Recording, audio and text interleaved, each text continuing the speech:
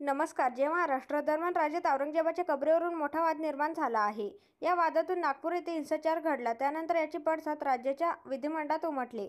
औरंगजेबाची कबर आणि नागपूर हिंसाचार यावरून मुख्यमंत्री देवेंद्र फडणवीस यांच्यानंतर उपमुख्यमंत्री एकनाथ शिंदे यांनी भाष्य केले आहे.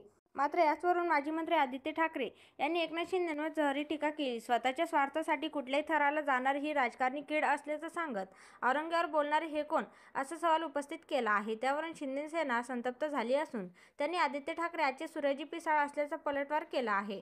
दरम्यान आदित्य ठाकरे यांनी मुख्यमंत्र्यांनंतर आज विधिमंडळात गद्दार उपमुख्यमंत्री बोलायला उभे राहिले. औरंगजेबावर बोलायला त्याच्यावर बोलणारे हे कोण? रायगडच्या पालकमंत्र्यांनी ठेवलेल्या छत्रपती संभाजी महाराजांवरच्या चित्रपटाच्या शोवर टाकणारे का? तर यांच्याकडे रायगडचं पालकमंत्रीपद आलं नाही म्हणून जिल्हा कुठला? छत्रपती शिवरायांच्या राजधानीचा. रायगड चित्रपट कुठला? छत्रपती संभाजी महाराजांवरचा.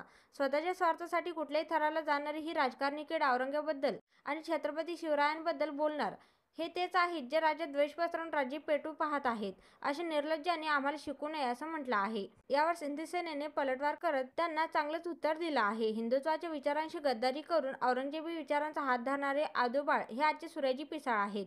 सत्तेसाठी काँग्रेसी गुळाला चिकटलेले हे मुंगळे बाळासाहेबांनी वेळीच चिरडून टाकले असते. ज्यांच्या मांडीला मांडी लावून उद्धव बाळासाहेब ठाकरे आणि आदोबाळ हिंदुत्वाच्या विरोधात कट रचत आहे. त्यांच्याच काळात औरंगजेबाच्या कबरीला कायदेशीर संरक्षण दिले होते. या दोघांच्यात थोडी जाण्याची नाही तर मनाची शिल्लक असेल तर त्यांनी काँग्रेसचा निषेध करण्याची हिंमत दाखवावी, असं शिंदे सेनेने यावेळी म्हटलं आहे. दरम्यान छत्रपती शिवाजी महाराज हे नातेसंबंध न पाहता केवळ शौर्य आणि नेतृत्व गुणाला महत्त्व देणारे होते. त्यांचे नाव घेणारे आजचे महाराष्ट्रद्रोही मात्र नकळत्या वयातल्या लेकराला मंत्री करतात.